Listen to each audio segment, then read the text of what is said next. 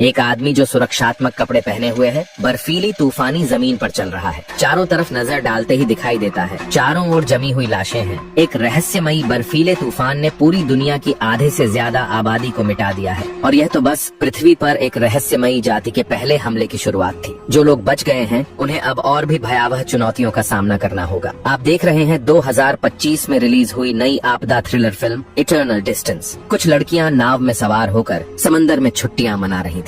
जैसे ही उन्होंने जश्न मनाने के लिए जाम उठाया, अचानक पीछे की समुद्री लकीर अंधेरे में डूब गई और फिर आकाश से एक हरी रोशनी तेजी से नीचे गिरने लगी। लड़कियां इससे पहले कभी ऐसे दृश्य नहीं देखी थी। वो हैरान थीं कि सामने क्या आ रहा है। तभी अचानक समुद्र की लहरें तेज हो गईं। उनमें से एक लड़की जहाज चलाने दौड़ी, लेकिन पाया कि सभी इलेक्ट्रॉनिक उपकरण फेल हो चुके थे। तभी बाहर की दो साथी लड़कियां अचानक जमीन पर गिर पड़ी। बच गई लड़की डर के मारे कांपने लगी। वो खिड़की से देखती है, एक बर्फ का टुकड़ा आसमान से नीचे गिरता है। दृश्य बदलता है। अर्जेंटीना के एक शहर में लोग बिजली विभाग के खिलाफ सड़कों पर उतर आए हैं। बिजली 3 दिन से बंद है और लोग अब बेहद गुस्से में हैं। पुलिस भी कुछ नहीं कर पा रही, सिर्फ ट्रैफिक को मोड़ रही है। गाड़ी में बैठे हुए जुआन सिर्फ मुस्कुराकर सिर हिलाते हैं। असल में वह अपने दोस्त की पार्टी में जा रहे थे, लेकिन अब रास्ता बदलना पड़ेगा। जब वो एक और चौराहे से गुजरते हैं तो देखते हैं बहुत सारी फायर ब्रिगेड की गाड़ियां जा रही हैं। इससे उन्हें कुछ अनहोनी की आशंका होती है। दोस्त के घर पहुंचने पर पता चलता है कि शहर की एक पावर सब स्टेशन में आग लग गई है। खास बात ये है कि वहाँ के पास एक एस्बेस्टस फैक्ट्री भी है और ये चीज जलने पर जहरीली गैस छोड़ती है। इसी वजह से इतनी सारी फायर ट्रक भेजी गई थी। अब जब उनका संदेह दूर हो गया तो जुआन अपने दोस्तों के साथ पोकर खेलने बैठ जाते हैं। टेबल पर चारों दोस्त 30 साल पुराने यार हैं। एक दूसरे को बहुत अच्छे से जानते हैं। सिर्फ वही नौजवान जो बीच में ग्रुप में शामिल हुआ था कुछ असहज लग रहा था। वह इधर उधर देखता फिर रहा था और उसे घर के मालिक का छुपा हुआ गैस मास्क भी मिल गया। जब सब दोस्त खेल में मस्त थे तभी अचानक ऊपर की लाइट बंद हो गई। किसी ने सोचा भी नहीं था कि यहाँ भी बिजली चली जाएगी। लेकिन इससे भी अजीब बात अभी बाकी थी। सभी लोगों के मोबाइल अपने आप बंद हो गए। बाहर से रह रहकर तेज धमाकों की आवाजें भी आ रही थीं। तभी घर की मालकिन नीचे भागती हुई आई। उसने खिड़की से देखा कि गैराज का चौकीदार जमीन पर गिर पड़ा है। मालिक बाहर जाकर देखने की तैयारी कर रहा था, लेकिन जुआन को कुछ अजीब लगा। खिड़की के बाहर सफेद कण तैर रहे थे। ऐसा लग रहा था जैसे बर्फ गिर रही हो। पर अभी तो गर्मी का मौसम है।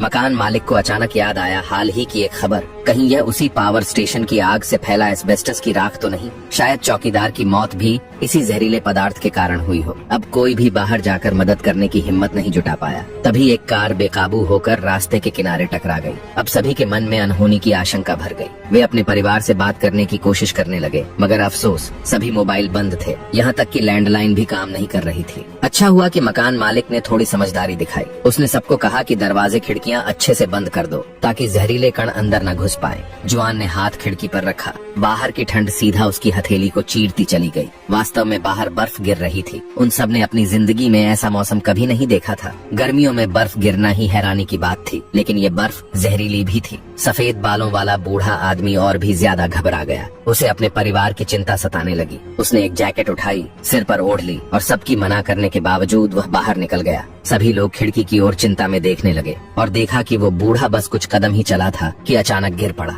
जहरीली बर्फ की ताकत का सभी ने अपनी आंखों से अनुभव किया। अब सब पूरी तरह घबरा गए थे। काफी देर बाद जाकर वे इस आपदा को स्वीकार कर पाए। धीरे धीरे पूरा शहर सफेद झाड़ जैसी बर्फ में ढकता चला गया। इसमें कोई शक नहीं था कि जो लोग सड़कों पर घूम रहे थे वे सभी मारे गए। अचानक नीचे से लगातार खटखटाने की आवाज आने लगी। सब लोग तेल का दिया लेकर नीचे जांच करने गए। पता चला कि कोई दरवाजे के बाहर मदद की गुहार लगा रहा था। घर के मालिक ने बताया कि यह दरवाजा सीधे गैराज की ओर खुलता है, जिसका आमतौर पर इस्तेमाल नहीं होता। यहाँ तक कि चाबी भी नहीं मिल रही थी। सभी ने मिलकर विचार किया और आखिरकार फैसला हुआ कि ताला तोड़कर उस व्यक्ति को बचाया जाए। जो लड़की अंदर आई वह एक डिलीवरी गर्ल थी। उसकी साइकिल खराब हो गई थी और वह उसे गैराज में ठीक करके निकलने ही वाली थी। तभी उसने देखा कि गैराज का चौकीदार जहरीले गड्ढे में गिरा पड़ा है। जुआन ने ये सुना तो उसका मन कुछ बेचैन हो उठा। वह लकड़ी के दरवाजे से बाहर निकला और एक छोटी गली पार करके पार्किंग लॉट में पहुंचा। जुआन की कार ज्यादा दूर नहीं खड़ी थी, लेकिन कार की चाबी सुरक्षा कक्ष में रह गई थी। बीच में एक हिस्सा ऐसा था जहां छत टूटी हुई थी और वहां से बर्फ गिर रही थी।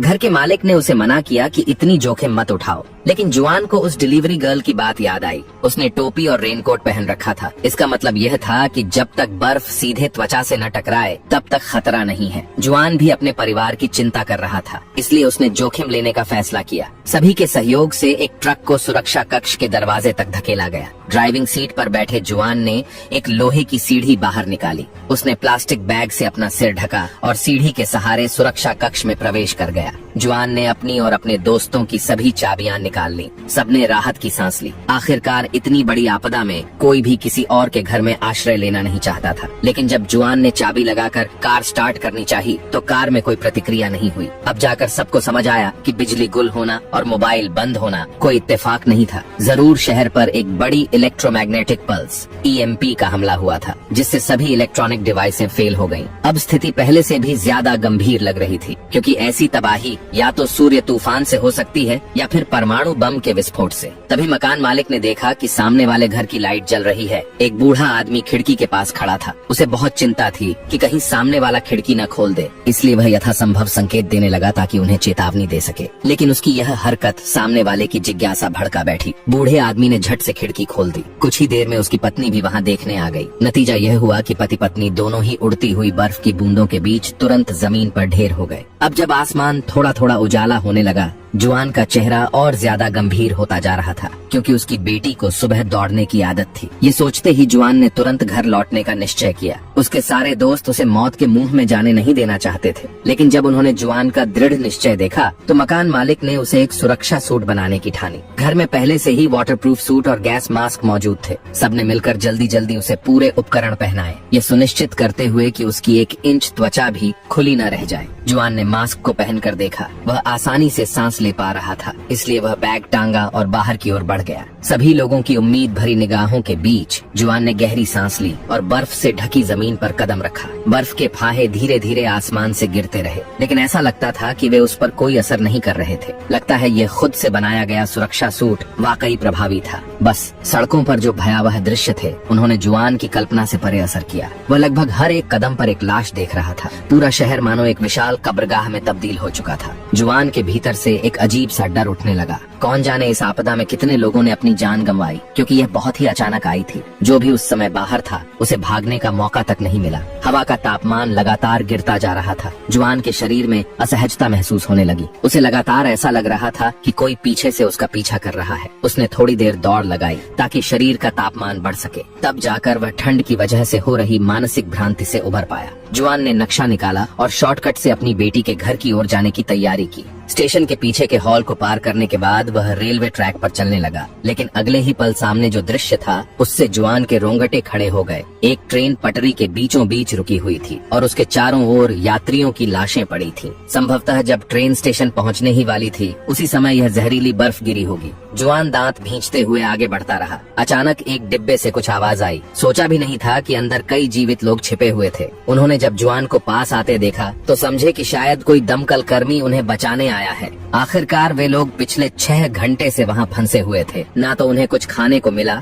ना ही एक घूंट पानी नसीब हुआ। जुआन ने लाचारी में सिर हिलाया। वह अकेले दम पर इन सभी को बचा नहीं सकता था। वह बस अपना बैग खोला और उसमें से एक बड़ी बोतल मिनरल वाटर निकाल कर दे दी। अब आगे उनकी जान बचेगी या नहीं, ये सिर्फ उनके भाग्य पर निर्भर था। रेल की पटरी पार करने के बाद जुआन बहुत जल्दी अपनी पत्नी के घर के नीचे पहुंच गया, क्योंकि दोनों सालों से अलग रह रहे थे। बेटी हमेशा पत्नी के साथ ही रहती थी। सीढ़ियों की तरफ बढ़ते हुए जुआन ने अपना सुरक्षा मास्क उतार दिया। सीढ़ियों पर लगातार पानी बहता दिख रहा था। कुछ बचे हुए लोग दरवाजे पर खड़े शायद ताला तोड़ने की कोशिश कर रहे थे। जब जुआन उस मंजिल पर पहुंचा जहां पत्नी रहती थी तो देखा कुछ लोग दरवाजे पर खड़े प्रार्थना कर रहे हैं। उसने उन पर ध्यान नहीं दिया और सीधा घर के अंदर चला गया। कई कमरों में खोजबीन करने के बावजूद पत्नी और बेटी दोनों ही घर पर नहीं थी। जुआन के मन में घबराहट की लहर दौड़ गई। उसी समय ड्राइंग रूम के बाहर से कुछ हलचल सुनाई दी। उसे लगा कि घर में चोर घुस आया है, लेकिन पूछताछ करने पर पता चला कि उसकी पत्नी ने ही किसी को दवा लेने भेजा था। जुआन की नजर नीचे गई।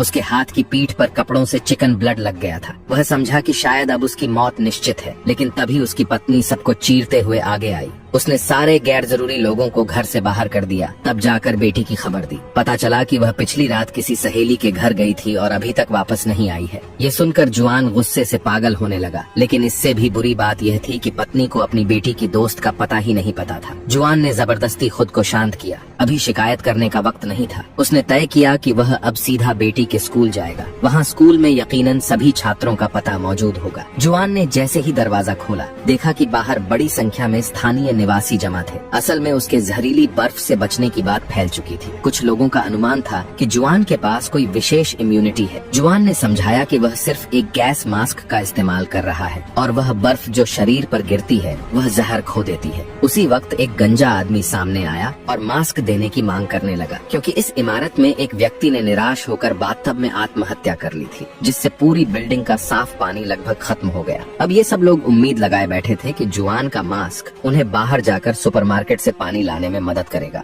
जुआन ने झूठा वादा किया, लेकिन बैग से एक पिस्तौल निकाल ली। क्या मजाक है, वह तो इस मास्क की मदद से अपनी बेटी को ढूंढना चाहता है। मगर उसे क्या पता था कि वो गंजा आदमी भी कोई साधारण शख्स नहीं था। उसने न जाने कहां से एक पिस्तौल निकाल ली और नीचे की ओर ताबड़तोड़ फायरिंग शुरू कर दी। जुआन मजबूरन जवाबी हमला करता है। हालांकि दोनों का निशाना बेहद खराब था। फिर वह अपनी पत्नी को लेकर एक फ्लैट में घुस गया और दरवाजे को अलमारी से जाम कर दिया। जुआन ने पत्नी से कहा कि वह जलरोधक कपड़े खोजे। उसी वक्त बालकनी से नीचे की कार देखकर उसके दिमाग में एक योजना आई। जब पत्नी ने वाटरप्रूफ जैकेट पहन ली तो जुआन ने गैस मास्क उसके सिर पर पहना दिया। अब दो में से सिर्फ एक ही बच सकता था। जुआन ने पत्नी से कहा कि वह पहले जाकर बेटी को ढूंढे। पत्नी खिड़की से कूदकर सीधा कार की छत पर आ गिरी और सफलतापूर्वक बिल्डिंग से बाहर निकल गई। बिल्डिंग के बाहर वह गंजा आदमी अब भी अंदर आने की फिराक में था। जुआन बीच बीच में कुछ फायर करता, जिससे वे सब सिर भी न उठा पाते। मगर वह गंजा आदमी भी कम चालाक नहीं था। उसे अंदाजा हो गया कि जुआन की गोलियां खत्म हो चुकी हैं। तभी उसने भीड़ को साथ लेकर जबरदस्ती भीतर घुसना शुरू किया,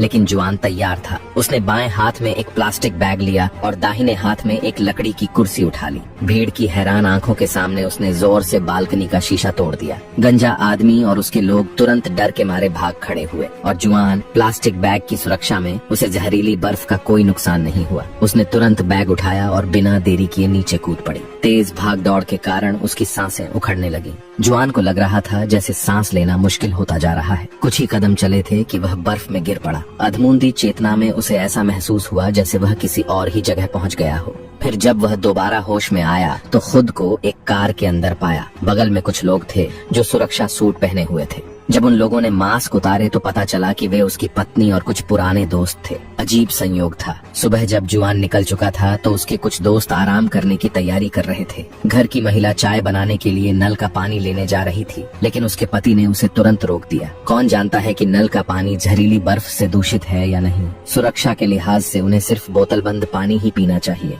मगर घर में उसका स्टॉक सीमित था, ज्यादा से ज्यादा कुछ ही दिन के लिए। सबको पूरा भरोसा था कि जुआन समय पर लौट आएगा। वह सुरक्षा सूट पहनकर स्टोर से सामान ला सकता है। मानना पड़ेगा घर के मालिक की सुरक्षा चेतना गजब की थी। खाली बैठने से अच्छा उसने सारे दरवाजे और खिड़कियां मजबूत कर डाली। आखिरकार इस दुनिया में अब कैसे कैसे लोग हो सकते हैं। वह डिलीवरी बॉय जब उसके हथियारों को देख रहा था तो मन में उन्हें छूने का ख्याल आया, लेकिन घर के मालिक का चेहरा जैसे किसी चोर को देख लिया हो। डिलीवरी बॉय अब एक पल भी वहाँ रुकना नहीं चाहता था। उसने हेलमेट पहनकर वहाँ से निकलने का फैसला किया। घर का मालिक फावाली जल्दी से उसे रोकने आ गया। वह बस सतर्क इंसान था, किसी को मरते हुए देखना नहीं चाहता था। फावाली ने तय किया कि वह उस डिलीवरी बॉय की साइकिल ठीक कर देगा, शायद उससे वह सुरक्षित घर पहुंच जाए। साइकिल ठीक करते हुए फावाली को एक हैरानी हुई। साइकिल की लाइट अब भी जल रही थी। जब उसने खोलकर देखा तो पता चला कि खराब तो बस LED लाइट थी। पुरानी वोल्फ्राम फिलामेंट वाली बत्ती अब भी काम कर सकती थी। फावाली के दिमाग में एक साहसी विचार आया। उसने एक ग्रामोफोन को बैटरी से जोड़ दिया तार के जरिए।